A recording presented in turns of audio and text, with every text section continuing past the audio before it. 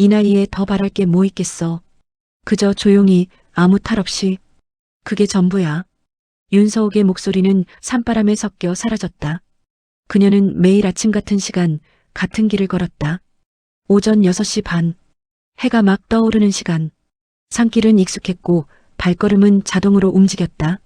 라디오에서는 경제 뉴스가 흘러나왔다. 어느 기업의 주가가 어떻고 누구의 경영권이 어떻고. 서욱은 귀를 기울이지 않았다. 그런 세계는 이미 그녀와 상관없는 곳이었다. 도시를 떠난 지 10년. 그 사이 세상은 빠르게 변했지만 이 산은 그대로였다. 나뭇잎이 바람에 흔들렸다. 서걱, 서걱. 규칙적인 소리. 새들이 지저귀기 시작했다. 아침이 완전히 밝아오고 있었다. 서욱은 걸음을 멈추고 숨을 들이마셨다. 공기가 차가웠다. 폐에 깊숙이 스며드는 느낌이 좋았다.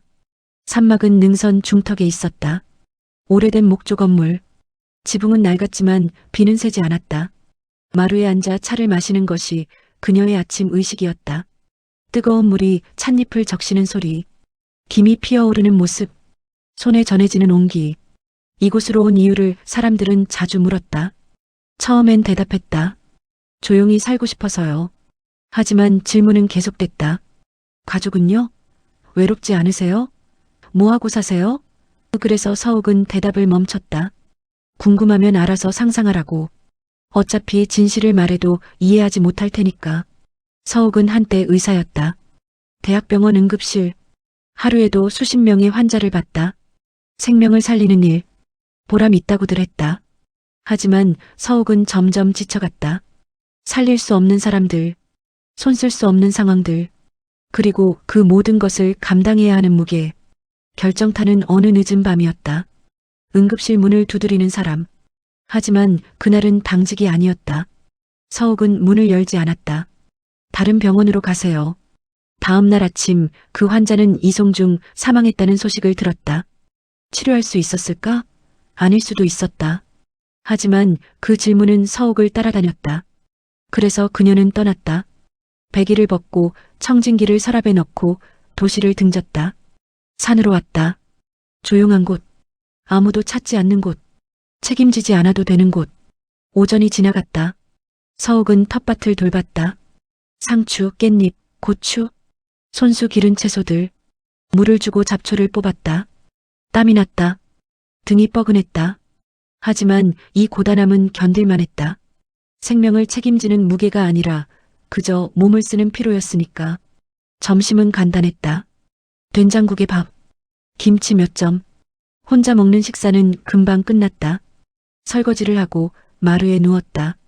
천장을 바라봤다. 나무결이 선명했다. 몇 년을 봐도 질리지 않는 무늬. 오후엔 책을 읽었다. 오래된 소설, 빛바랜 페이지. 활자가 조금 흐릿했지만 읽는 데는 문제 없었다. 이야기 속 주인공은 험난한 여정을 떠났다.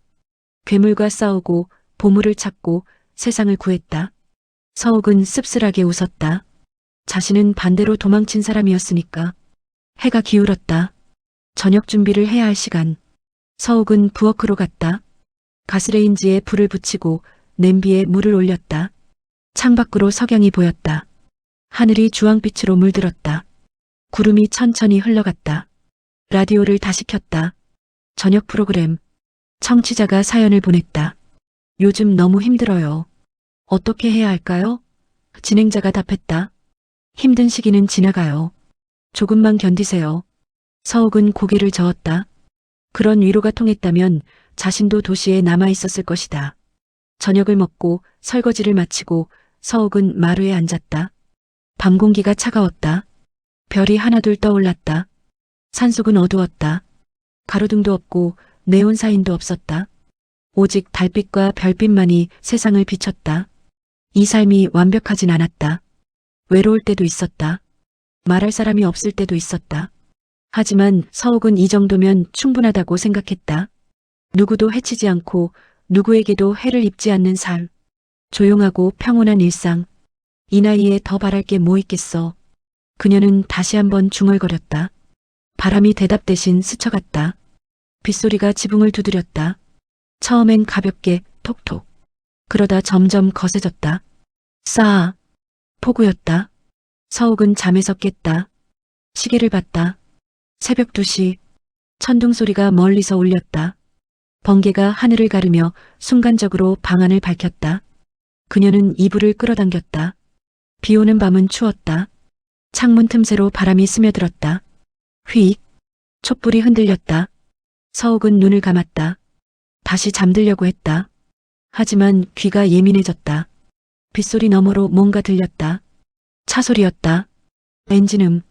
산길을 오르는 차량. 이 시간에 서욱은 몸을 일으켰다. 창가로 다가가 커튼을 살짝 걷었다. 어둠 속에서 희미한 불빛이 움직였다. 헤드라이트. 차는 산 아래 계곡 쪽으로 향하는 것 같았다. 그리고 멈췄다. 엔진이 꺼졌다. 고요. 빗소리만 남았다. 서욱은 숨을 죽였다. 왜 저기서 멈췄을까? 저 길은 막다른 골목이었다. 더 올라갈 수도 차를 돌릴 공간도 없는 곳. 목소리가 들렸다. 남자들. 여럿이었다. 정확한 말은 들리지 않았다. 거리가 멀었고 비가 소리를 흡수했다. 하지만 톤이 날카로웠다. 다투는 것 같았다. 한 목소리가 높아졌다. 이게 말이 돼? 다른 목소리가 낮게 대답했다. 무슨 말인지는 알 수 없었다. 쿵. 둔탁한 소리. 무언가 떨어지는 소리. 아니, 누군가. 서욱의 심장이 빨라졌다. 손이 차가워졌다. 무슨 일이 벌어지고 있는 걸까? 이 자식이. 고함이 들렸다. 명확했다. 분노에 찬 목소리. 그리고 다시 쿵, 쿵. 반복되는 타격음. 비명은 없었다. 아니, 너무 약해서 들리지 않는 건지도 몰랐다. 차 문이 닫혔다. 쾅. 엔진이 다시 켜졌다. 차는 방향을 틀었다. 바퀴가 진흙을 긁는 소리. 긱. 차량은 천천히 산을 내려갔다. 헤드라이트가 멀어졌다. 그리고 완전히 사라졌다. 고요가 돌아왔다. 빗소리, 천둥소리, 바람소리. 그뿐이었다. 서욱은 창가에 서서 숨을 고르려 애썼다. 심장이 여전히 요동쳤다. 손이 떨렸다. 아무것도 안 본 걸로 하자. 그녀는 자신에게 말했다. 당신과 상관없는 일이야. 누군가의 싸움, 누군가의 문제. 당신이 개입할 이유가 없어. 그렇게 생각하려 했다. 하지만 다시 소리가 들렸다. 희미한, 거의 들리지 않는 소리. 신음. 사람의 목소리였다. 약하고 떨리고 간신히 내뱉는 소리. 으흑. 서욱은 얼어붙었다. 그 소리는 계곡 쪽에서 왔다. 차가 섰던 곳. 누군가 거기 있었다. 쓰러져 있었다. 빗속에. 혼자. 외면하자. 서욱은 다시 자신에게 말했다. 당신이 할 수 있는 게 없어. 전화? 이 산에는 신호가 잘 안 잡혔다. 경찰? 여기까지 오려면 최소 1시간. 구급차? 산길은 좁고 험했다. 올 수 없었다. 그리고 무엇보다 당신은 더 이상 의사가 아니야. 서욱은 스스로에게 상기시켰다. 그 삶을 버렸잖아. 책임을 내려놨잖아. 왜 다시 짊어지려고 해? 하지만 신음소리는 멈추지 않았다. 희미하지만 분명했다. 살려달라는 소리, 도와달라는 소리. 서욱은 눈을 감았다. 떠오르는 기억. 응급실 문을 두드리던 사람. 자신이 열어주지 않았던 문. 다음 날 아침 들었던 소식? 안 돼. 그녀는 중얼거렸다. 창문을 등졌다. 침대로 돌아가려 했다. 이불을 덮고 귀를 막고 아무것도 듣지 않으려 했다. 하지만 발이 움직이지 않았다. 빗소리가 더 세졌다. 천둥이 가까워졌다. 번개가 연달아 쳤다. 방안이 순간순간 밝아졌다, 어두워졌다. 서욱의 그림자가 벽에 흔들렸다. 신음소리가 또 들렸다. 이번엔 더 약했다. 거의 사라지기 직전. 서욱은 주먹을 쥐었다. 손톱이 손바닥에 파고들었다. 아팠다. 하지만 그 고통이 정신을 차리게 했다. 선택의 순간이었다. 다시 외면할 것인가? 아니면 나설 것인가? 서욱은 알고 있었다. 이 선택이 무엇을 의미하는지, 한번 개입하면 돌이킬 수 없다는 것을, 다시 그 무게를 짊어져야 한다는 것을. 하지만 외면하면 그것도 선택이었다. 그리고 그 선택은 평생 따라다닐 것이었다. 또 다른 후회, 또 다른 악몽. 서욱은 깊게 숨을 들이마셔다 내쉬었다. 결정을 내렸다. 옷장을 열었다. 두꺼운 외투를 꺼냈다. 장화를 신었다. 우산을 집었다. 손전등을 챙겼다. 문을 열자 빗줄기가 얼굴을 때렸다. 차갑고 거셌다. 서옥은 우산을 펼쳤다. 손전등을 켰다. 빛이 어둠을 뚫었다. 산길이 보였다. 진흙투성이었다. 미끄러웠다. 그녀는 한 걸음 내디뎠다. 그리고 또 한 걸음. 계곡을 향해 걸었다. 빗속으로, 어둠 속으로, 알 수 없는 위험 속으로. 뒤돌아보지 않았다. 이미 선택했으니까. 돌아갈 수 없으니까. 산길은 평소보다 더 험했다. 빗물이 흘러내려 작은 계곡을 만들었다. 서옥의 장화가 진흙에 빠졌다. 뽁! 빼낼 때마다 힘이 들었다. 우산은 별 소용이 없었다. 바람이 빗줄기를 옆으로 몰아쳐서 옷이 다 젖었다. 손전등 빛이 흔들렸다. 나무들이 바람에 크게 흔들렸다. 가지가 부러지는 소리가 어디선가 들렸다.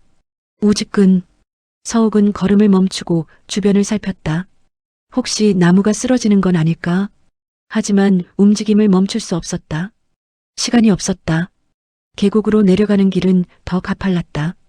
서옥은 나무 뿌리를 잡고 조심스럽게 발을 디뎠다. 돌이 굴러 떨어졌다. 덜컹 덜컹 아래로 사라졌다. 얼마나 깊은지 알 수 없었다. 신음소리가 더 가까워졌다. 서옥은 손전등을 그쪽으로 향했다. 빛이 무언가를 비췄다. 사람이었다.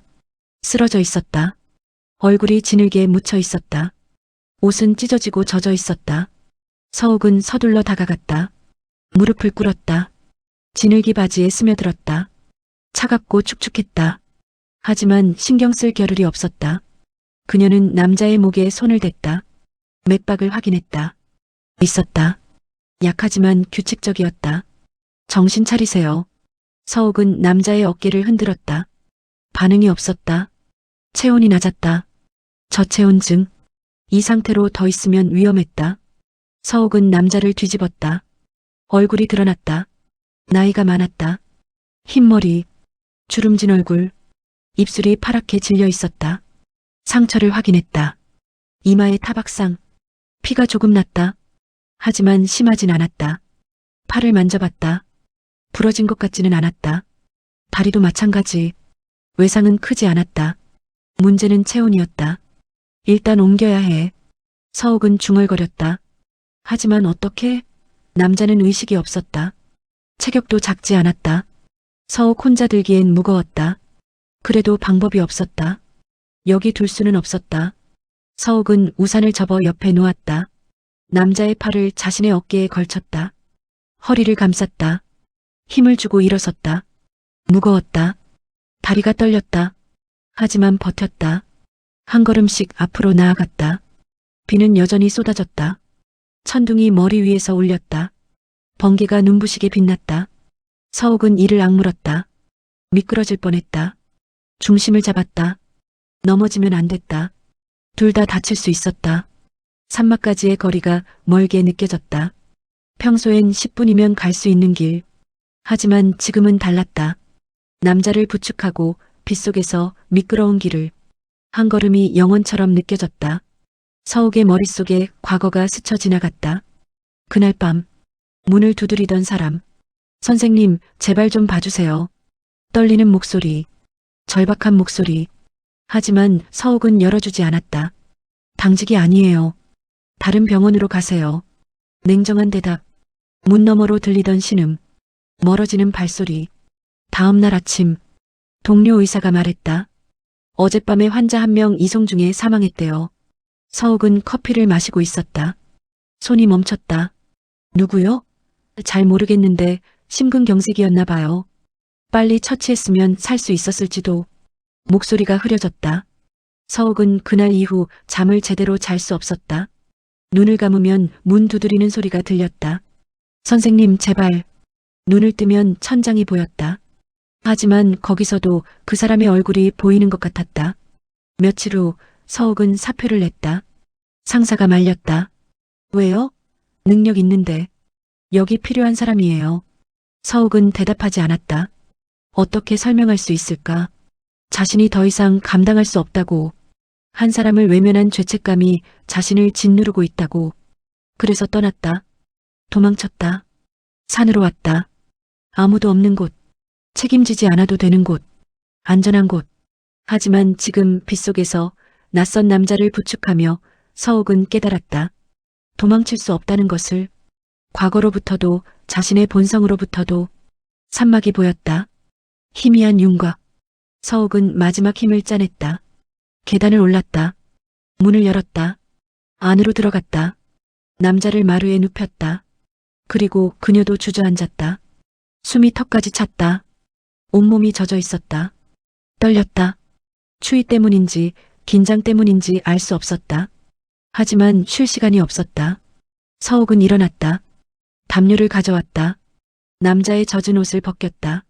마른 옷으로 갈아입혔다. 담요로 감쌌다.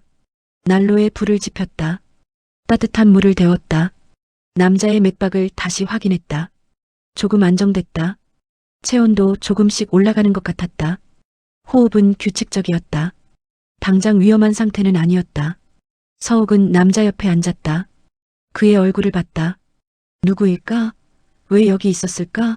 누가 그를 여기 버렸을까? 질문들이 머릿속을 맴돌았다. 하지만 답은 없었다. 밖에서 빗소리가 계속됐다. 천둥 소리가 조금씩 멀어졌다. 폭우는 점차 약해지고 있었다. 서욱은 창밖을 봤다. 어둠이 여전했다. 새벽은 아직 멀었다. 그녀는 담요를 하나 더 가져와 자신의 어깨에 걸쳤다. 젖은 옷을 벗어야 했다. 하지만 남자를 혼자 둘 수 없었다. 혹시 상태가 악화될지 모르니까. 서욱은 벽에 기대 앉았다. 눈이 감겼다. 피곤했다. 하지만 잠들 수 없었다. 긴장이 풀리지 않았다. 귀는 계속 남자의 호흡을 따라갔다. 들숨 날숨. 규칙적이어야 했다. 변화가 있으면 안 됐다. 시간이 흘렀다. 얼마나 지났는지 알 수 없었다. 남자가 움직였다. 작게 거의 알아차릴 수 없을 정도로. 하지만 서욱은 놓치지 않았다. 그녀는 몸을 앞으로 기울였다. 정신 차리세요? 남자의 눈꺼풀이 떨렸다. 천천히 열렸다. 초점 없는 눈동자. 서욱을 봤다. 하지만 인식하지 못하는 것 같았다. 괜찮아요. 안전해요. 서욱은 부드럽게 말했다. 남자의 입술이 움직였다. 무슨 말을 하려는 것 같았다. 하지만 소리가 나오지 않았다. 목이 말랐을 것이다. 서욱은 물컵을 가져왔다. 남자의 머리를 받쳐들었다. 입가에 물을 댔다. 조금씩 마셨다. 기침을 했다. 하지만 다시 마셨다. 천천히요. 물을 다 마시고 남자는 다시 눈을 감았다. 호흡이 깊어졌다. 잠든 것 같았다. 서욱은 그를 다시 눕혔다. 담요를 덮어줬다. 그녀는 안도의 한숨을 쉬었다. 일단 고비는 넘긴 것 같았다. 하지만 끝이 아니었다. 이제 시작이었다. 이 남자는 누구인가? 무슨 일이 있었던가? 그리고 무엇보다 그를 찾는 사람들이 올 것인가? 서욱은 창밖을 다시 봤다. 빗줄기 너머로 희미하게 동이 트기 시작했다. 긴 밤이 끝나가고 있었다. 하지만 새로운 하루가 어떤 일을 가져올지 서욱은 알 수 없었다. 그녀는 자신에게 물었다. 올바른 선택을 한 걸까? 돌아설 수 없었던 이유가 정당한 걸까? 아니면 또 다른 실수를 한 걸까? 답은 아직 없었다. 시간만이 알려줄 것이었다. 아침이 밝았다. 하지만 햇빛은 보이지 않았다. 안개가 산을 뒤덮었다. 새하얀 장막. 시야는 몇 미터 앞도 보이지 않았다. 서욱은 창가에 서서 바깥을 봤다. 나무들이 희미한 그림자처럼 보였다. 산 아래는 완전히 가려져 있었다. 남자는 여전히 잠들어 있었다. 호흡은 안정적이었다. 얼굴에 약간 혈색이 돌았다. 체온도 정상에 가까웠다. 서욱은 그의 이마에 손을 댔다. 열은 없었다. 다행이었다. 서욱은 부엌으로 갔다. 죽을 쓸었다. 환자에게 필요한 음식, 소화가 잘 되고 영양가 있는 것. 쌀을 씻고 냄비에 물과 함께 넣었다. 불을 켰다. 보글보글 끓는 소리. 익숙한 소리였다. 예전 병원에서 환자 식단을 챙기던 기억이 났다. 죽이 끓는 동안 서욱은 남자를 다시 살폈다. 어젯밤엔 미처 확인하지 못한 것들. 그의 주머니를 뒤졌다. 지갑이 있었다. 열어봤다. 신분증, 이름 한명수, 얼굴을 다시 봤다. 사진과 맞았다. 주소는 서울 강남. 멀리서 왔다. 신용카드 몇 장, 명함이 하나 있었다. 주식회사 한명 건설, 대표이사 한명수. 서욱은 눈썹을 올렸다. 회사 대표? 그것도 건설회사. 왜 이런 사람이 한밤중에 산속에서 쓰러져 있었을까? 다른 주머니를 확인했다. 휴대폰? 하지만 꺼져 있었다. 물에 젖어서 고장난 것 같았다. 켜지지 않았다. 손수건 하나. 그게 전부였다. 아니, 하나 더 있었다. 안주머니에 작은 수첩. 가죽 표지. 낡았다. 서욱은 펼쳤다. 손으로 쓴 글씨들. 날짜, 이름, 숫자들. 회계 기록처럼 보였다. 하지만 정확히 무엇인지 알 수 없었다. 전문 용어들, 약자들. 해독하기 어려웠다. 서욱은 수첩을 덮었다. 다시 주머니에 넣었다. 사생활 침해일 수 있었다. 하지만 상황을 파악해야 했다. 이 남자가 누구인지, 무슨 일에 연루됐는지 알아야 자신도 대비할 수 있었다. 죽이 다 끓었다. 서욱은 불을 끄고 그릇에 담았다. 식탁에 놓고 남자 곁으로 돌아왔다. 어깨를 흔들었다. 일어나세요. 식사하셔야 해요. 남자의 눈이 천천히 떠졌다. 이번엔 초점이 있었다. 서욱을 봤다. 당황한 표정. 여기가 어디요? 목소리가 쉬어 있었다. 거칠고 약했다. 제 집이에요. 산속 산막. 어젯밤에 쓰러져 계셨어요. 남자는 주변을 둘러봤다. 낯선 공간, 낯선 사람. 불안함이 얼굴에 드러났다. 누구? 신지? 윤서욱이에요. 의사였어요. 지금은 여기 살고 있죠. 의사. 그 단어에 남자의 긴장이 조금 풀렸다. 하지만 여전히 경계했다. 왜? 저를? 쓰러져 계셨으니까요. 그냥 지나칠 수 없었어요. 남자는 몸을 일으키려 했다. 하지만 힘이 없었다. 다시 주저앉았다. 서욱이 팔을 잡아 도왔다. 벽에 기대앉게 했다. 천천히 하세요. 몸이 많이 약해져 있어요. 서욱은 죽그릇을 가져왔다. 숟가락을 건넸다. 남자는 받았다. 손이 떨렸다. 숟가락을 입으로 가져가기 힘들어했다. 서욱이 그릇을 받쳐줬다. 드세요. 힘을 내셔야 해요. 남자는 한 숟가락 떴다. 입에 넣었다. 천천히 씹었다. 삼켰다. 그리고 또 한 숟가락. 배가 고팠던 모양이었다. 점점 속도가 붙었다. 천천히요. 체했어요. 서욱의 경고.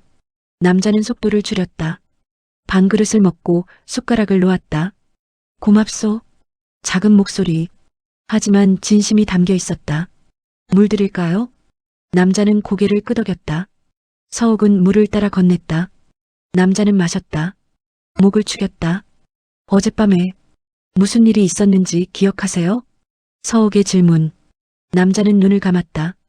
기억을 더듬는 것 같았다. 차에 타고 있었소. 누군가와 말다툼. 목소리가 떨렸다. 그리고 잘 모르겠소. 머리를 맞은 것 같고 그 다음엔 빗속에 추웠소. 단편적인 기억. 서욱은 더 캐묻지 않았다. 충격으로 기억이 흐릿할 수 있었다. 시간이 지나면 돌아올 수도 있었다. 누가 당신을 찾고 있을까요? 남자는 눈을 떴다. 서욱을 똑바로 봤다. 두려움이 보였다. 찾을 겁니다. 하지만 말을 멈췄다. 하지만 믿을 사람이 없소. 그 말의 무게가 공기를 눌렀다. 서욱은 침묵했다. 믿을 사람이 없다. 그게 무슨 의미인지 대략 짐작됐다. 가까운 사람이 배신했다는 것. 아니, 해를 입혔다는 것. 가족은요? 남자는 쓰게 웃었다. 가족이라. 그들이 문제요. 더 이상 말하지 않았다. 서욱도 더 묻지 않았다. 충분했다. 상황이 복잡하다는 것. 그리고 위험하다는 것. 안개가 여전히 창밖을 덮고 있었다. 흰색 세계. 아무것도 보이지 않았다. 하지만 서욱은 알았다. 저 안개 너머 어딘가에서 누군가 이 남자를 찾고 있을 것이다. 그리고 곧 이곳으로 올 수도 있다. 며칠 쉬셔야 할 것 같아요. 몸이 회복될 때까지. 남자는 고개를 저었다. 오래 있으면 위험해질 겁니다. 당신에게도 이미 늦었어요. 당신을 도운 순간부터 연루됐죠. 서욱의 솔직한 말. 남자는 미안한 표정을 지었다. 괜찮아요. 제 선택이었으니까. 서욱은 일어났다. 그릇을 가져갔다. 싱크대에 놓고 창밖을 다시 봤다. 안개가 조금씩 걷히고 있었다. 나무들이 더 선명해졌다. 하지만 여전히 산 아래는 보이지 않았다. 시간이 필요했다. 계획을 세울 시간. 이 남자를 어떻게 할 것인가? 숨길 것인가? 아니면 신고할 것인가? 하지만 남자의 말이 맞다면 신고도 안전하지 않을 수 있었다. 서욱은 한숨을 쉬었다. 복잡해졌다. 단순히 한 사람을 구한 것이 아니었다. 무언가 큰 일에 발을 들여놓은 것 같았다. 하지만 이제 와서 뒤로 물러날 수도 없었다. 일단 쉬세요. 생각할 시간이 필요해요. 우리 둘 다. 남자는 고개를 끄덕였다. 다시 눕었다. 눈을 감았다. 피곤해 보였다. 서욱은 담요를 덮어줬다. 그녀는 자신의 방으로 갔다. 문을 닫고 침대에 앉았다. 머리가 복잡했다. 생각이 정리되지 않았다. 하지만 한 가지는 확실했다. 이 선택의 결과는 좋든 나쁘든 감수해야 한다는 것. 밖에서 새소리가 들렸다. 안개가 걷히고 있었다. 새로운 하루가 시작되고 있었다. 하지만 서욱에게 이 하루는 평온했던 지난 날들과는 완전히 달랐다. 해가 중천에 떴다. 안개는 완전히 걷혔다. 햇살이 산을 비췄다. 새들이 지저귀고 바람이 나뭇잎을 흔들었다. 평화로운 오후였다. 하지만 서욱의 마음은 평화롭지 않았다. 남자는 여전히 잠들어 있었다. 서욱은 그를 깨우지 않았다. 휴식이 필요했다. 그녀는 마루에 앉아 차를 마셨다. 하지만 맛이 느껴지지 않았다. 신경이 곤두서 있었다. 그때 소리가 들렸다. 엔진음. 멀리서 점점 가까워지고 있었다. 서욱은 컵을 내려놓았다. 일어섰다. 창가로 갔다. 산길을 따라 차 한 대가 올라오고 있었다. 검은색 SUV. 심장이 빨라졌다. 이미 왔다. 서욱은 남자를 봤다. 여전히 자고 있었다. 깨워야 할까? 아니, 아직은 아니었다. 일단 상황을 파악해야 했다. 차가 멈췄다. 산막에서 조금 떨어진 곳. 문이 열렸다. 남자 두 명이 내렸다. 양복 차림, 선글라스, 주변을 둘러봤다. 한 명이 무언가를 말했다. 다른 한 명이 고개를 끄덕였다. 그들은 산막을 향해 걸어오기 시작했다. 서욱은 재빨리 남자가 누워있는 방으로 갔다. 문을 닫았다. 담요로 덮었다. 보이지 않게. 그리고 자신은 마루로 돌아왔다. 평소처럼 행동해야 했다. 노크 소리. 똑똑똑. 서욱은 심호흡을 했다. 문을 열었다. 두 남자가 서 있었다. 한 명은 키가 크고 건장했다. 다른 한 명은 마른 체격에 날카로운 눈매였다. 안녕하세요. 키 큰 남자가 말했다. 웃고 있었지만 눈은 웃지 않았다. 무슨 일이세요? 서욱은 최대한 평온한 목소리로 물었다. 실례합니다. 혹시 어젯밤에 이상한 일 없으셨나요? 사람을 찾고 있어서요. 사람을요? 서욱은 고개를 갸웃했다. 네. 나이 든 남자분인데 어젯밤에 이 근처에서 실종됐어요. 혹시 보신 적 있으세요?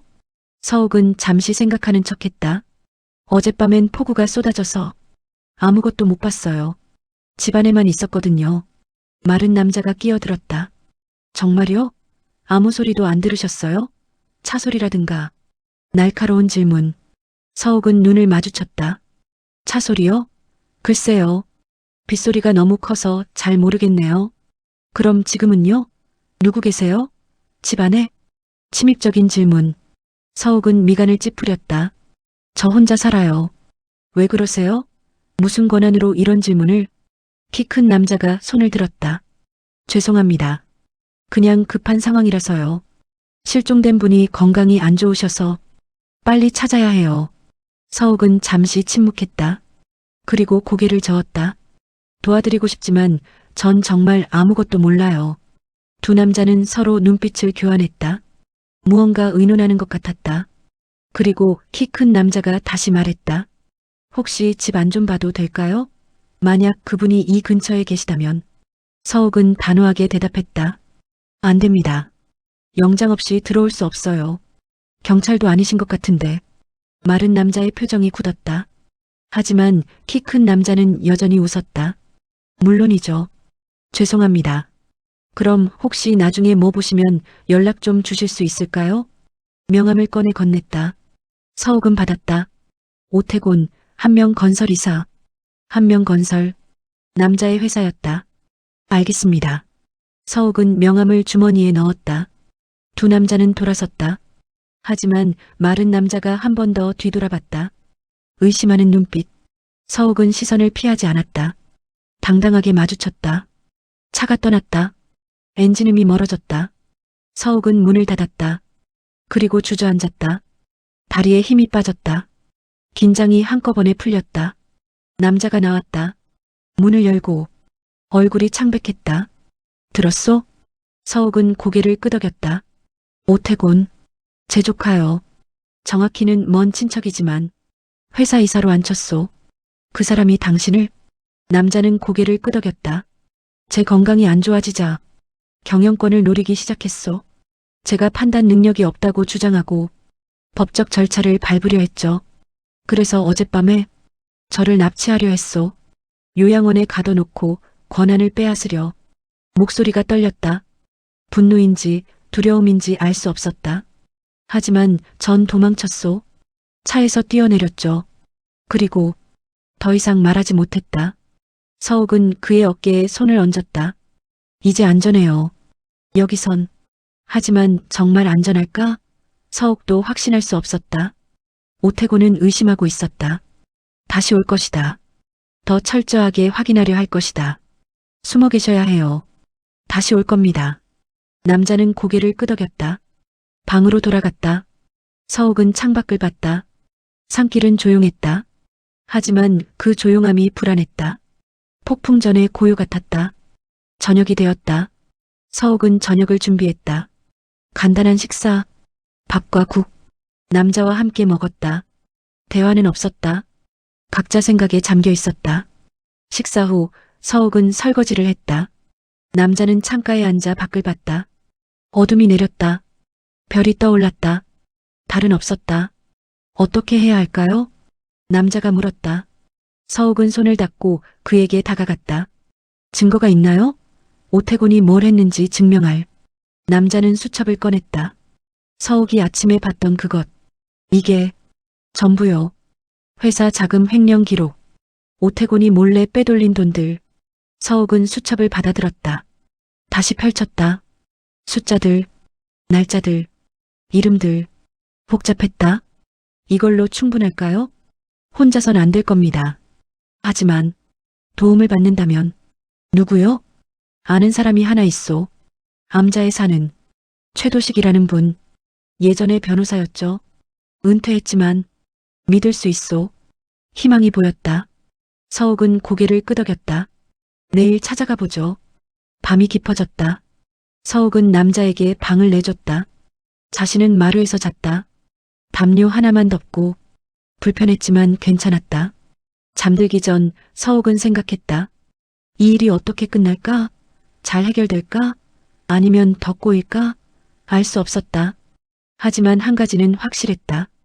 이미 돌아갈 수 없다는 것. 끝까지 가야 한다는 것. 바람이 불었다.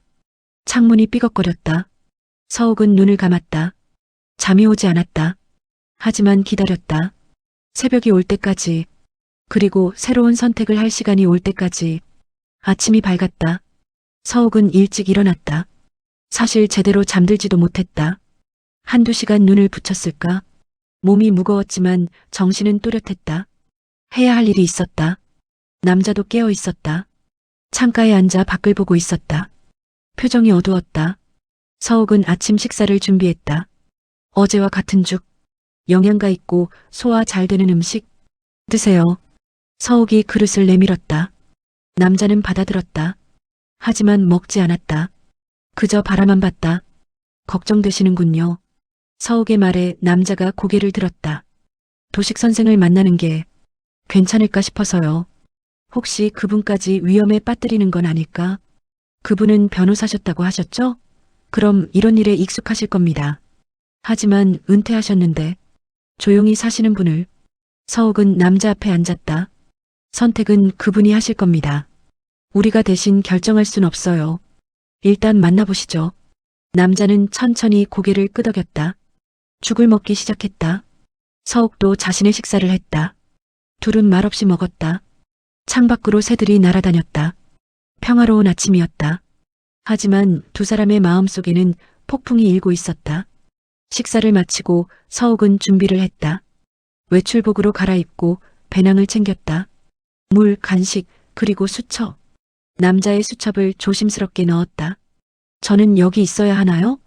남자가 물었다. 아니요. 같이 가셔야죠. 도식 선생이 직접 들으셔야 할 이야기가 있을 테니까요. 하지만 밖에 나가면 위험하지 않을까요? 암자는 멀지 않아요. 그리고 산길로 가면 사람들 눈에 안 띌 겁니다. 남자는 불안한 표정이었지만 고개를 끄덕였다. 서욱이 준 옷으로 갈아입었다. 낡은 등산복. 모자를 눌러 썼다. 얼굴을 최대한 가렸다.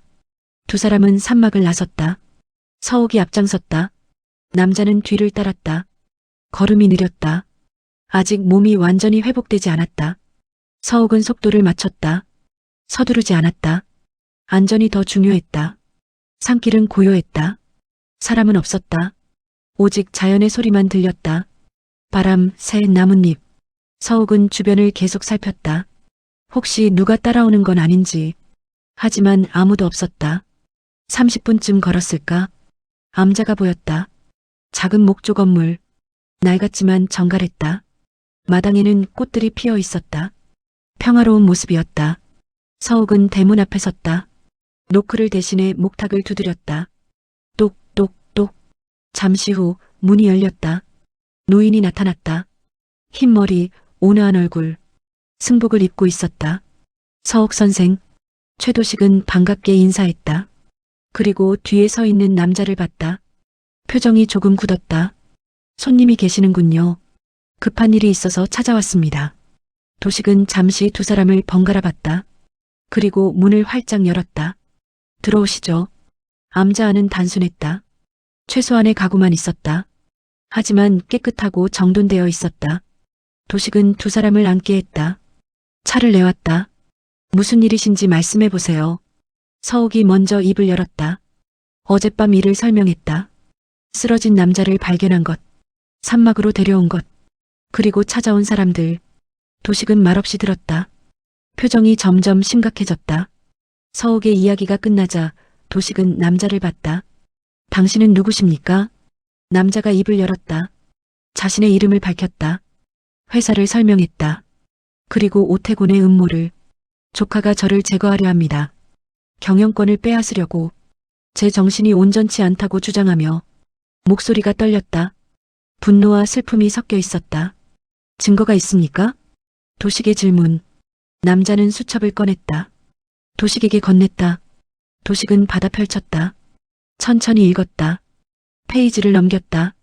눈썹이 올라갔다. 이건 횡령 기록입니다. 지난 2년간 오태곤이 빼돌린 자금들, 가짜 계약, 유령 회사, 모두 제가 몰래 추적한 겁니다. 도식은 계속 읽었다. 한참을 들여다봤다. 그리고 수첩을 덮었다.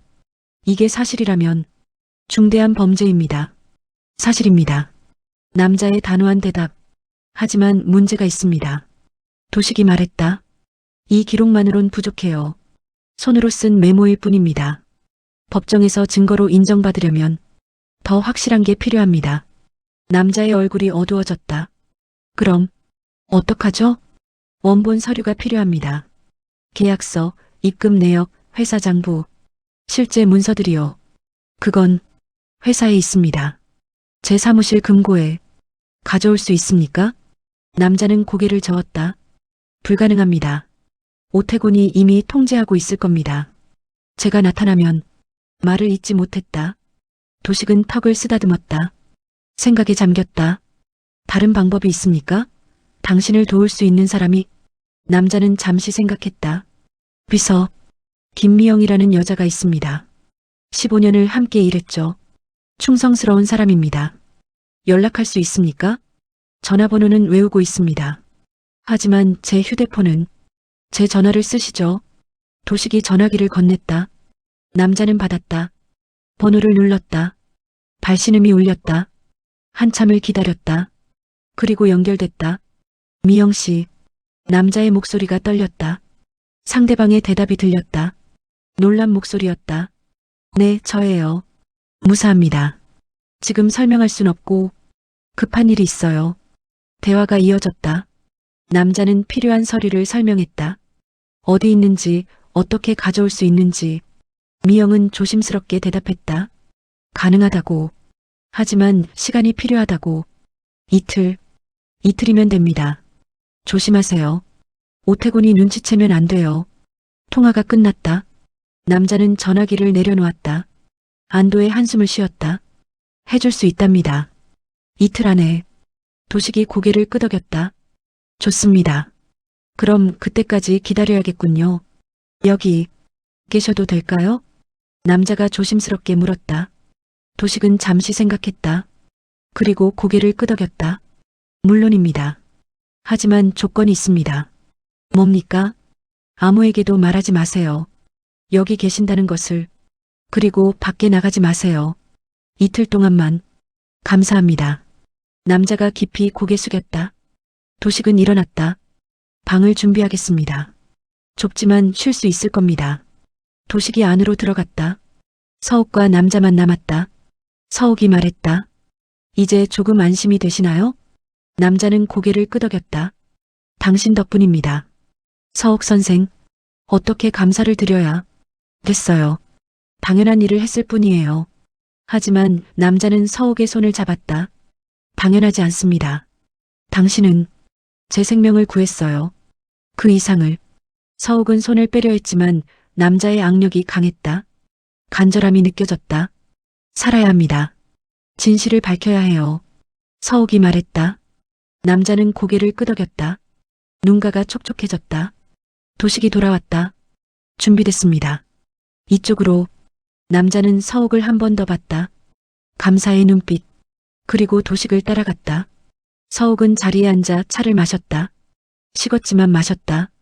잠시 후 도식이 돌아왔다. 서욱 맞은편에 앉았다. 힘든 일에 휘말리셨군요. 제 선택이었어요. 후회하지 않으십니까? 서욱은 잠시 생각했다. 모르겠어요. 아직은. 하지만 그냥 지나칠 순 없었어요. 도식은 고개를 끄덕였다. 당신은 좋은 사람입니다. 서욱 선생, 좋은 사람이라기보단 그냥 도망칠 수 없었던 사람이죠. 도망치지 않는 것이 좋은 사람의 시작입니다. 도식의 말이 가슴에 와닿았다. 서욱은 차를 다 마셨다. 일어섰다. 저는 돌아가 봐야겠어요. 조심하세요. 그 사람들이 다시 올지도 모릅니다. 알고 있어요. 서욱은 암자를 나섰다. 산길을 되돌아갔다.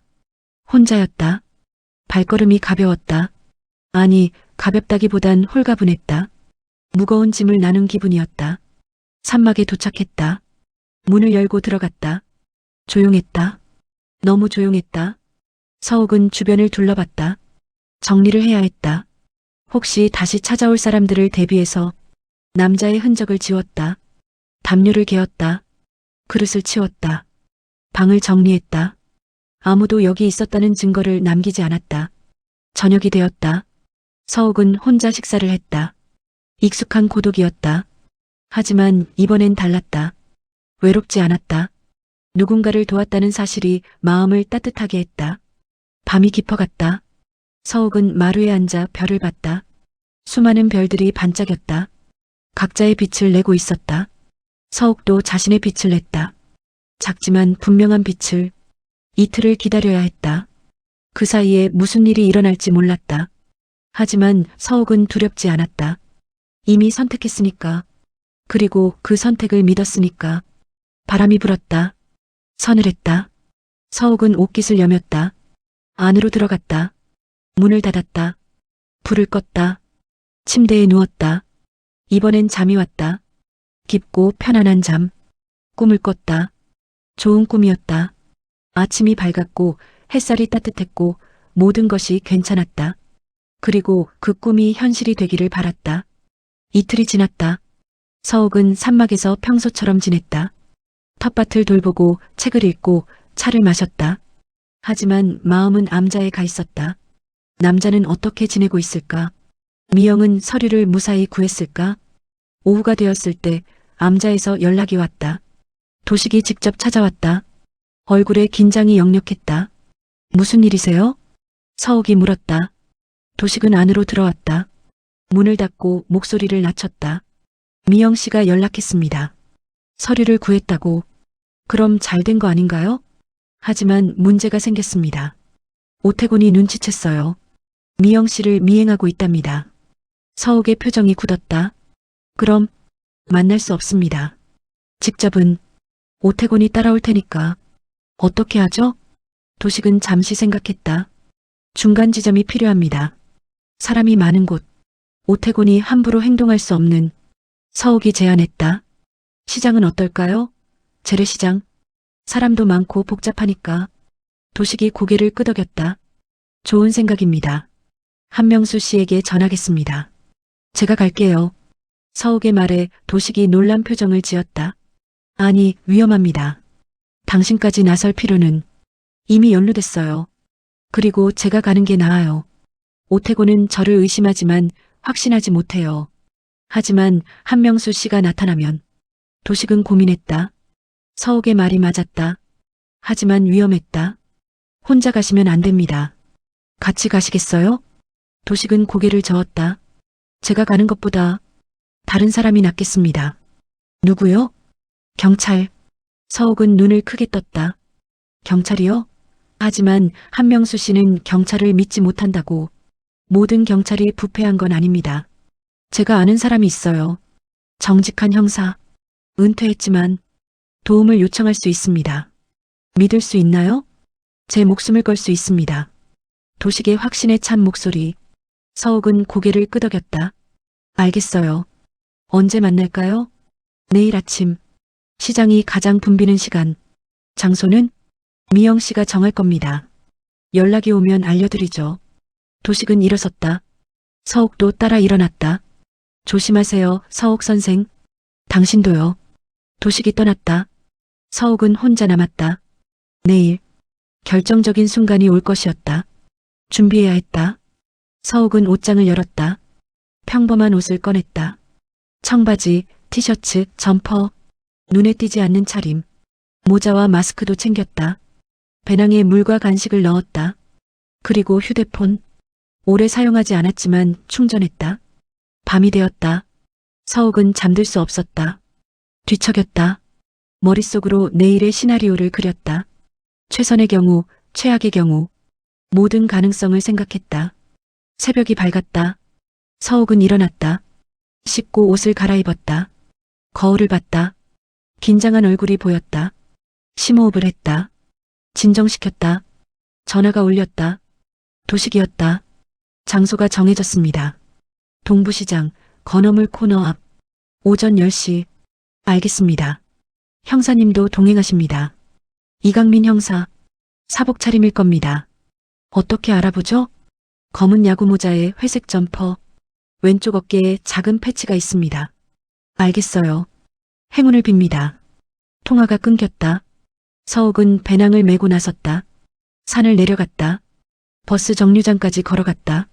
30분이 걸렸다. 버스가 왔다. 서옥은 탔다. 뒷자리에 앉았다. 창밖을 봤다. 산이 멀어졌다. 도시가 가까워졌다. 익숙하지 않은 풍경. 10년 만에 보는 도시였다. 건물들이 높았다. 차들이 많았다. 사람들이 바삐 움직였다. 서옥은 이질감을 느꼈다. 이곳이 한때 자신이 살던 곳이었지만 이제는 낯설었다. 시장에 도착했다. 사람들로 북적였다. 상인들이 호객행위를 했다. 생선 냄새, 과일 향기, 튀김 기름 냄새가 뒤섞였다. 시끄럽고 혼잡했다. 서옥은 시계를 봤다. 9시 40분. 20분 남았다. 건어물 코너를 찾았다. 멀지 않았다. 가까이 가지 않고 주변을 서성였다. 주변을 살폈다. 검은 야구 모자를 쓴 남자가 보였다. 회색 점퍼, 왼쪽 어깨에 작은 패치. 이강민 형사였다. 서옥은 다가가지 않았다. 일단 미영을 기다려야 했다. 10시가 되었다. 사람들이 더 많아졌다. 서옥은 건어물 코너 앞 과일 가게에서 사과를 고르는 척했다. 눈은 주변을 계속 훑었다. 여자가 나타났다. 30대 후반으로 보였다. 단정한 옷차림. 손에 서류 가방을 들고 있었다. 주변을 불안하게 둘러봤다. 미영이었다. 그리고 그녀 뒤로 두 남자가 따라왔다. 서옥이 봤던 얼굴들. 오태곤의 부하들. 거리를 두고 미행하고 있었다. 서옥은 긴장했다. 어떻게 하지? 미영에게 다가가면 부하들도 따라올 것이었다. 그럼 서류를 전달할 수 없었다. 이강민 형사가 움직였다. 자연스럽게 미영에게 다가갔다. 무언가 물어보는 척했다. 미영은 당황했지만 대답했다. 형사는 고개를 끄덕이고 다른 방향을 가리켰다. 그 순간 미영이 서류 가방을 떨어뜨렸다. 일부러였다. 서류들이 바닥에 흩어졌다. 형사가 도와주는 척하며 몸을 숙였다. 미영도 함께 주었다. 부하들이 가까이 왔다. 하지만 너무 많은 사람들 사이에서 정확히 무슨 일이 벌어지는지 보지 못했다.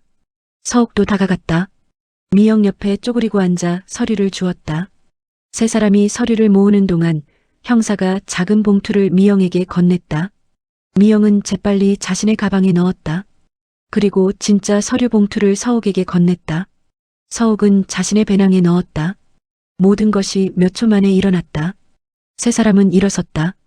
형사가 미영에게 고개 숙여 인사했다. 미영도 답례했다. 서옥은 뒤로 물러났다. 부하들이 미영에게 다가왔다. 누구예요? 방금 그 사람들? 미영은 당황한 척했다.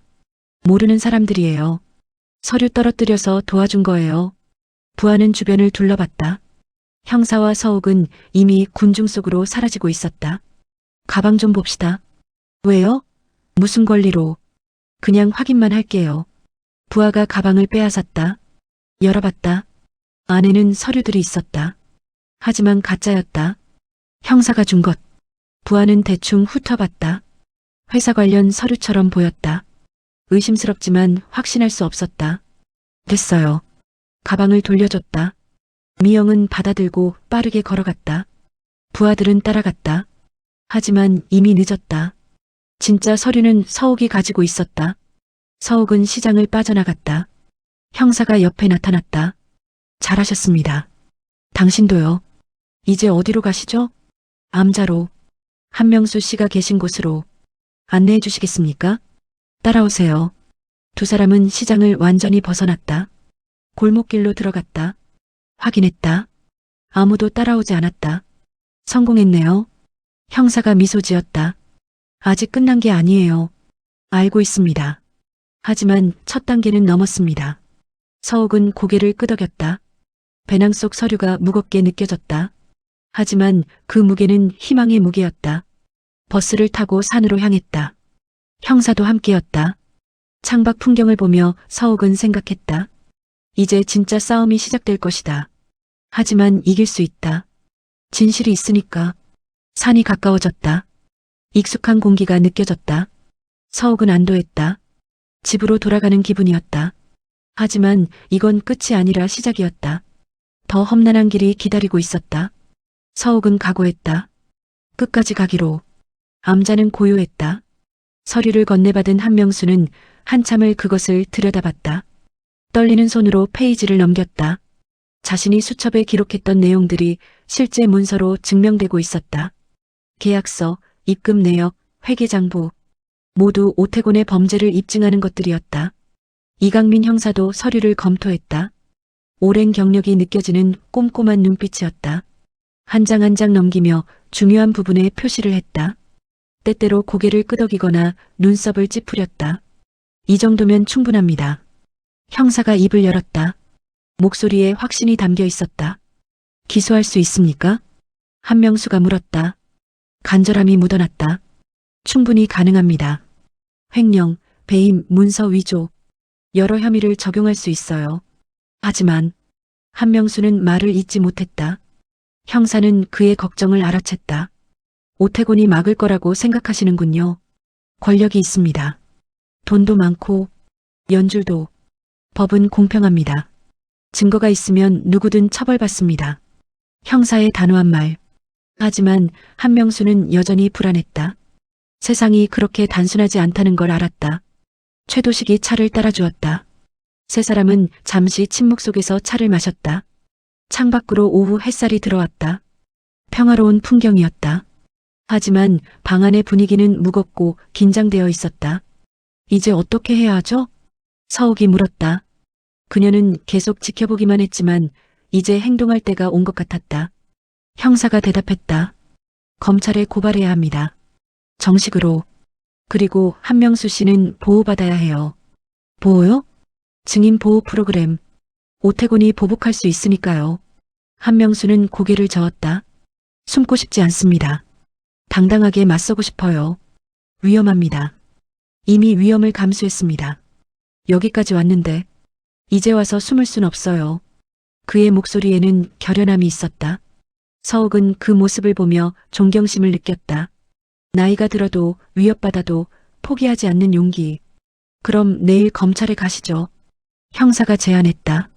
제가 아는 검사가 있습니다. 신뢰할 수 있는 사람이에요. 직접 연결해 드리겠습니다. 고맙습니다. 한명수가 깊이 고개 숙였다. 형사는 전화기를 꺼냈다. 번호를 눌렀다.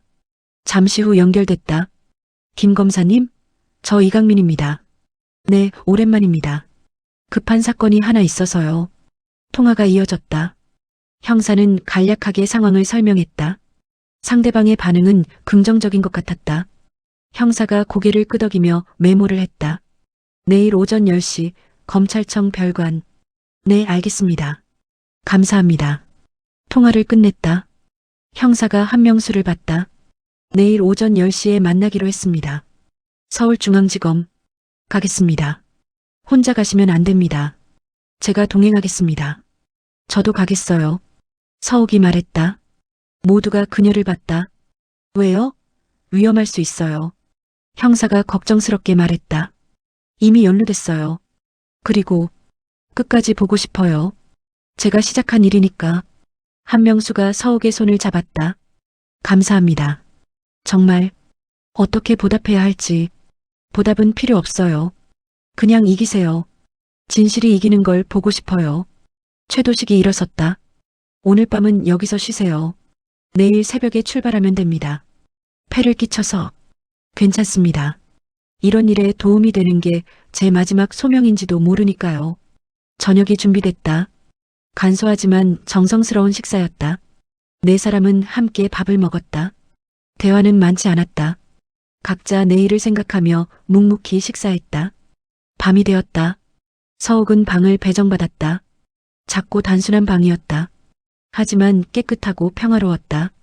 그녀는 창가에 앉아 밤하늘을 봤다. 별이 총총했다. 달은 반쯤 차 있었다. 내일이면 모든 게 결정될 것이었다. 고발이 받아들여지면 수사가 시작되고 진실이 밝혀질 것이다. 하지만 거부되면? 서욱은 생각하고 싶지 않았다. 긍정적으로 생각하기로 했다. 잠자리에 들었다. 이번엔 잠이 왔다. 평화로운 잠. 악몽 없는 잠. 아침이 밝았을 때 서욱은 상쾌하게 일어났다. 준비를 했다. 깔끔한 옷으로 갈아입었다. 머리를 정돈했다. 거울을 봤다. 결연한 표정의 자신이 보였다. 식사는 간단했다. 죽과 김치. 한명수도 준비가 되어 있었다. 양복을 입었다. 어디서 구했는지 모르지만 단정해 보였다. 위험이 느껴졌다. 형사도 정장 차림이었다. 세 사람은 암자를 나섰다. 최도식이 배웅했다. 행운을 빕니다. 정의가 승리하기를. 감사합니다, 스님. 한명수가 깊이 절했다. 서욱도 인사했다. 형사가 운전하는 차에 탔다. 엔진이 켜졌다. 차는 천천히 움직이기 시작했다. 산길을 내려갔다. 도시로 향했다. 서욱은 뒤를 돌아봤다. 산이 점점 멀어졌다. 자신의 안식처가 사라지고 있었다. 하지만 두렵지 않았다. 오히려 마음이 가벼웠다. 이분을 숨기는 게 아니라 세상으로 데려가야 해요. 서욱이 중얼거렸다. 한명수가 그녀를 봤다. 고개를 끄덕였다. 맞습니다. 숨지 않겠습니다. 당당하게 나서겠습니다. 차는 고속도로에 진입했다. 속도가 빨라졌다. 서울까지는 2시간. 그 안에 모든 것이 결정될 것이었다. 형사가 라디오를 켰다. 뉴스가 흘러나왔다. 어느 기업의 비리, 어느 정치인의 스캔들. 세상은 여전히 불완전했다. 하지만 그래도 정의를 찾는 사람들이 있었다. 서욱은 창밖을 봤다. 하늘이 맑았다. 구름 한 점 없었다. 좋은 징조 같았다. 도착했습니다. 형사의 말.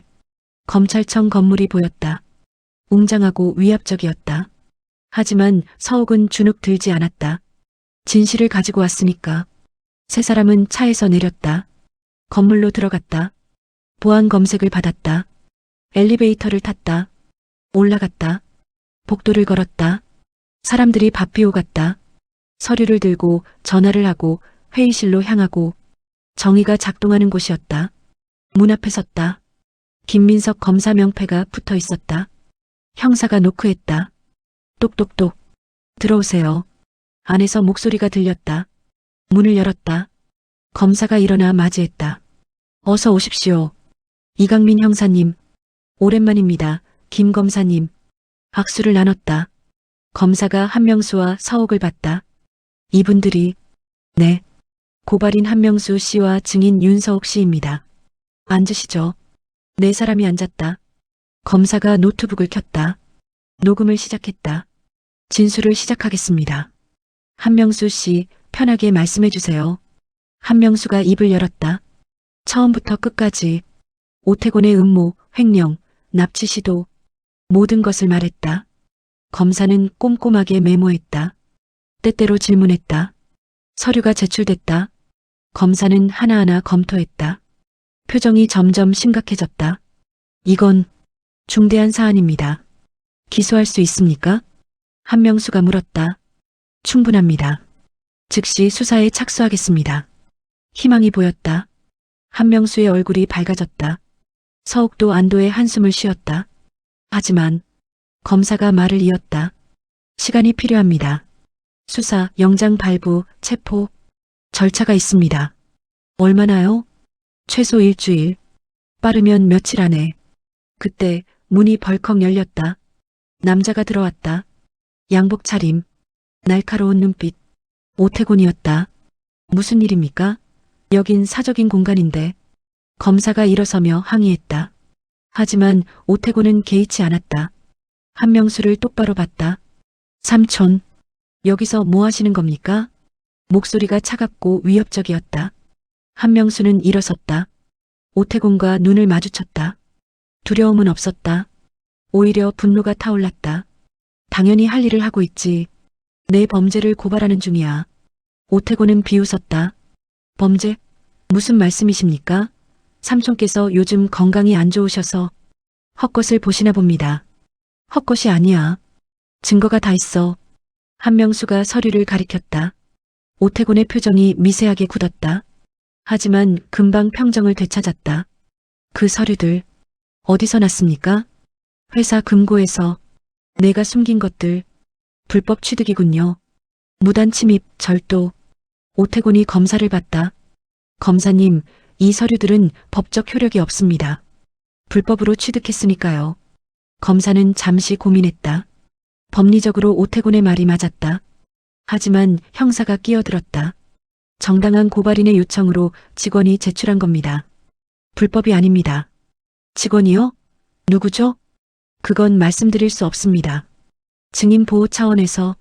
오태곤의 눈이 가늘어졌다. 미영일 것이다. 그는 이미 짐작하고 있었다. 어쨌든 이 서류만으론 부족합니다. 오태곤이 다시 검사를 받다. 제 삼촌은 요즘 건강이 좋지 않습니다. 치매 초기 진단을 받으셨어요.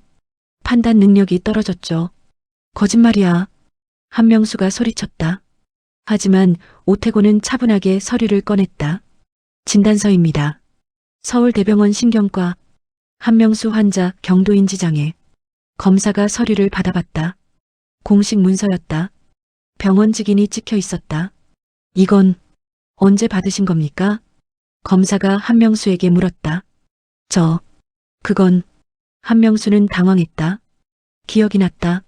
몇 달 전 오태곤이 병원에 가자고 했다. 건강검진이라고. 그때 검사를 받았다. 하지만 결과를 보여주지 않았다. 제 동의 없이 동의하셨습니다. 여기 서명이 있어요. 오태곤이 또 다른 서류를 내밀었다. 한명수의 서명이 있었다. 기억이 흐릿했다. 정말 서명했을까? 아니면 위조? 이것도 조작이에요. 서욱이 끼어들었다. 당신이 누구십니까? 오태곤이 서욱을 봤다. 처음 보는 듯한 표정. 하지만 서욱은 알았다. 그는 기억하고 있었다. 산막을 찾아왔던 그날. 윤서욱입니다. 한명수 씨를 구한 사람이에요. 구했다고요? 무엇으로부터? 당신의 부하들로부터. 그날 밤 산에서 오태곤의 표정이 변했다. 잠깐이지만 당황한 빛이 스쳤다. 무슨 소리인지 모르겠는데요. 저는 제 삼촌을 찾고 있었을 뿐입니다. 실종되셨거든요. 실종이 아니라 버렸죠. 쓰러뜨리고 산에. 증거 있습니까? 오태곤이 냉정하게 물었다. 서욱은 말문이 막혔다. 증거가 없었다. 본 것도 들은 것도 확실하지 않았다. 그날 밤 당신 차가 있었어요. 소리를 들었어요. 소리요? 폭우가 쏟아지는데 무슨 소리를 들었다는 겁니까? 착각 아닙니까? 오태곤은 완벽하게 대응했다. 빈틈이 없었다. 준비되어 있었다. 검사가 끼어들었다. 진정하십시오. 오태곤 씨, 일단 나가 계시죠. 조사가 끝나면 연락드리겠습니다. 알겠습니다. 하지만 한 가지만 말씀드리죠. 오태곤이 한명수를 봤다. 삼촌, 집에 가시죠. 요양원에 좋은 곳 마련해뒀어요. 거기서 편히 쉬세요. 요양원? 감옥이겠지. 감옥이 아닙니다. 삼촌의 건강을 위한. 나를 가두려는 거야. 한명수가 소리쳤다. 오태곤은 슬픈 표정을 지었다. 연기였다. 보시다시피 정신이 온전치 않으십니다. 가끔 망상을 하세요. 망상이 아니야. 내가 회사 돈을 빼돌렸어. 증거가 있어. 그 증거가 불법이라니까요. 오태곤이 다시 검사를 받다. 검사님, 제 삼촌은 치료가 필요합니다.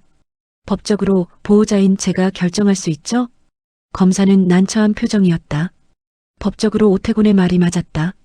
한명수가 판단 능력이 없다면 보호자가 법적 대리인이 되었다. 잠깐만요. 형사가 일어섰다. 한명수 씨가 판단 능력이 없다는 건 입증되지 않았습니다.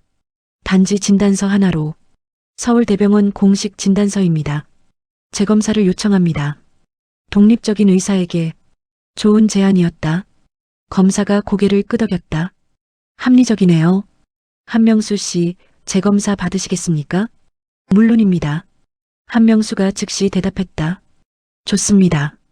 그럼 일주일 안에 재검사를 받으시고 결과를 제출해 주세요. 일주일이요? 오태곤이 항의했다. 너무 깁니다. 그 사이 삼촌이 무슨 일을 저지를지. 일주일도 빠른 겁니다.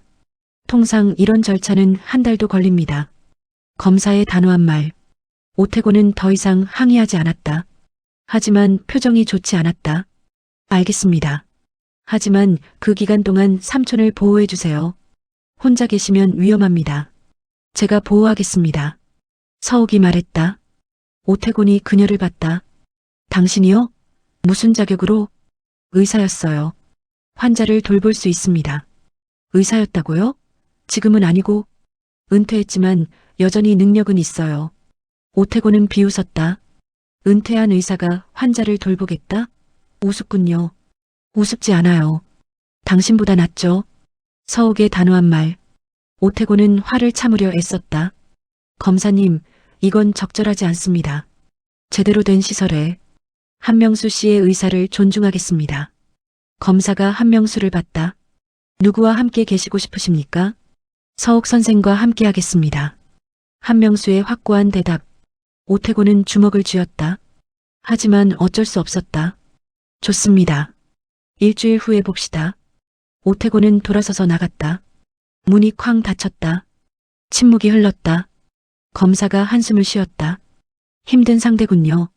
이길 수 있을까요? 한명수가 물었다. 검사는 고개를 끄덕였다. 증거가 있습니다. 그리고 진실이 있죠. 재검사만 통과하면 됩니다. 통과할 수 있어요. 서욱이 확신에 찬 목소리로 말했다. 한명수 씨는 정상입니다. 제가 보장합니다. 형사가 일어섰다. 일주일. 조심하셔야 합니다. 오태곤이 가만히 있지 않을 겁니다. 알고 있어요. 서욱도 일어섰다. 한명수도 따라 일어섰다. 세 사람은 검찰청을 나왔다. 밖은 여전히 맑았다. 하지만 마음은 무거웠다. 싸움은 아직 끝나지 않았다. 오히려 이제 시작이었다. 어디로 가시겠습니까? 형사가 물었다. 산으로. 제3막으로. 서욱이 대답했다. 거기가 가장 안전해요. 차에 탔다. 다시 서울을 떠났다. 산으로 향했다. 돌아가는 길은 올 때보다 더 길게 느껴졌다. 하지만 서욱은 포기하지 않았다. 일주일. 그 안에 모든 걸 준비할 것이다. 그리고 이길 것이다. 진실은 반드시 승리한다. 서욱은 그것을 믿었다. 일주일이 흘렀다. 그 사이 많은 일이 있었다. 한명수는 재검사를 받았다. 3명의 다른 의사들에게 모두 같은 결론을 내렸다. 정상, 판단 능력에 문제 없음. 오태곤의 진단서는 조작된 것으로 밝혀졌다. 병원 측에서 확인한 결과 해당 의사는 금품을 받고 허위 진단서를 작성했다. 의사 면허가 정지됐다. 검찰은 정식으로 수사에 착수했다. 오태곤의 계좌가 동결됐다. 회사 장부가 압수됐다. 증거가 쌓여갔다. 오태곤은 끝까지 발버둥 쳤다. 변호사를 고용했다. 언론 플레이를 했다. 하지만 소용없었다. 진실은 이미 드러났다. 재판이 열렸다. 한명수가 증인석에 섰다. 차분하고 명확하게 증언했다. 오태곤의 범죄를, 횡령의 과정을, 자신을 제거하려 했던 음모를. 서욱도 증언했다. 그날 밤 들었던 소리를, 쓰러진 한명수를 발견한 것을, 오태곤의 부하들이 찾아온 것을, 미영도 용기를 냈다. 서류를 건넨 것을, 오태곤의 협박을 받았던 것을, 모든 것을 증언했다. 증거는 압도적이었다. 오태곤은 변명할 수 없었다. 그의 변호사도 포기했다. 판결이 나왔다. 징역 10년. 횡령, 배임, 문서 위조, 강금 미수. 모든 죄목이 인정됐다. 오태곤은 끌려갔다. 법정을 나가며 한명수를 봤다. 증오의 눈빛. 하지만 한명수는 평온했다. 이미 용서했다. 아니, 용서할 필요도 없었다. 그저 정의가 실현됐을 뿐이었다. 재판이 끝나고 한명수는 회사로 돌아갔다. 직원들이 환영했다. 박수가 쏟아졌다. 한명수는 눈물을 흘렸다. 기쁨의 눈물이었다. 이제 다시 시작하겠습니다. 정직하게, 바르게. 한명수의 선언. 직원들은 환호했다. 회사는 새로운 출발을 했다. 며칠 후 한명수는 서욱을 찾았다. 산막으로 찾아왔다. 손에 큰 꽃다발을 들고, 서욱 선생, 어서 오세요. 서욱은 반갑게 맞이했다. 차를 준비했다. 두 사람은 마루에 앉았다. 덕분에 제 인생을 되찾았습니다. 한명수가 말했다. 당연한 일을 했을 뿐이에요. 당연하지 않습니다. 당신이 아니었다면 저는 죽었을 겁니다. 아니, 죽은 것보다 못한 삶을 살았을 거예요. 한명수는 봉투를 꺼냈다. 이건 보답입니다. 적지만 필요 없어요. 서욱은 손을 저었다. 돈이 필요해서 도운 게 아니에요. 알고 있습니다. 하지만 제 마음입니다. 받아주세요. 서욱은 고민했다. 하지만 거절하면 한명수가 상처받을 것 같았다. 받았다. 감사합니다. 아닙니다. 제가 더 감사하죠. 한명수는 또 다른 서류를 꺼냈다. 그리고 이건 공식 제안입니다. 뭔가요? 회사 고문직, 명예직이지만 필요할 때 조언을 구하고 싶습니다. 의학적인 것뿐 아니라 인생에 대해서도. 서욱은 웃었다. 저는 의사도 아니고 사업도 모르는데요. 하지만 사람을 압니다. 옳고 그름을 압니다. 그게 가장 중요한 겁니다. 서욱은 서류를 받아봤다. 고문계약서, 급여도 적혀 있었다. 적지 않은 금액이었다. 받아주시겠습니까? 한명수의 간절한 눈빛. 서욱은 고개를 끄덕였다. 해보죠. 제가 도움이 될 수 있다면. 한명수는 환하게 웃었다. 악수를 청했다. 서욱은 그의 손을 잡았다. 따뜻했다. 살아있는 사람의 손이었다. 가족처럼 지내고 싶습니다. 제겐 믿을 가족이 없었거든요. 하지만 이제 당신이 있습니다. 서욱은 감동했다. 눈가가 뜨거워졌다. 저도 오랫동안 혼자였어요. 이제 가족이 생긴 것 같네요. 두 사람은 차를 마셨다. 산 아래로 풍경이 펼쳐졌다. 평화로웠다. 아름다웠다. 한명수는 떠났다. 하지만 자주 오겠다고 약속했다. 서욱은 손을 흔들며 배웅했다. 혼자 남았다. 하지만 외롭지 않았다. 이제 연결되어 있었다. 세상과 사람들과. 서욱은 텃밭으로 갔다. 상추를 따고 토마토를 수확했다. 평범한 일상이었다. 하지만 의미가 달랐다. 이제 이 일상은 도망이 아니라 선택이었다. 저녁을 먹고 서욱은 마루에 앉았다. 라디오를 켰다. 뉴스가 나왔다. 한 명 건설 오태곤 전 이사 횡령 혐의로 징역 10년 선고. 서욱은 미소 지었다. 정의가 실현됐다. 다음 소식입니다. 용기 있는 시민의 신고로 범죄가 밝혀진 이번 사건, 많은 이들에게 희망을 주고 있습니다. 희망. 좋은 단어였다. 서욱은 그것을 주었다. 한 사람에게. 그리고 그것이 세상에 퍼져나갔다. 별이 떠올랐다. 서욱은 하늘을 봤다. 수많은 별들. 각자 빛나고 있었다. 영웅이란 세상을 구하는 사람이 아니라 눈앞의 사람을 외면하지 않는 사람이더라. 서욱은 중얼거렸다. 자신에게 하는 말이었다. 그리고 믿는 말이었다. 바람이 불었다. 따뜻했다. 봄바람이었다. 새로운 계절이 오고 있었다. 서욱은 일어났다. 안으로 들어갔다. 불을 켰다. 책을 펼쳤다. 읽기 시작했다. 평화로운 밤이었다. 조용한 삶이었다. 하지만 이제는 의미 있는 삶이었다. 그리고 서욱은 알았다. 언제든 다시 나설 준비가 되어 있다는 것을, 도움이 필요한 사람이 있다면 외면할 수 없다는 것을. 그것이 그녀의 본성이었다. 그리고 이제는 그것을 받아들였다. 문을 두드리는 소리는 더 이상 두렵지 않았다. 오히려 기다려졌다. 누군가 도움을 청한다면 서욱은 문을 열 것이다. 그리고 다시 시작할 것이다. 새로운 이야기를. 이 이야기에 감동하셨나요? 좋아요로 마음을 전해주세요. 구독과 알림 설정으로 더 많은 감동 스토리를 받아보세요. 댓글로 여러분의 생각도 나눠주세요. 함께 만드는 따뜻한 채널, 감사합니다.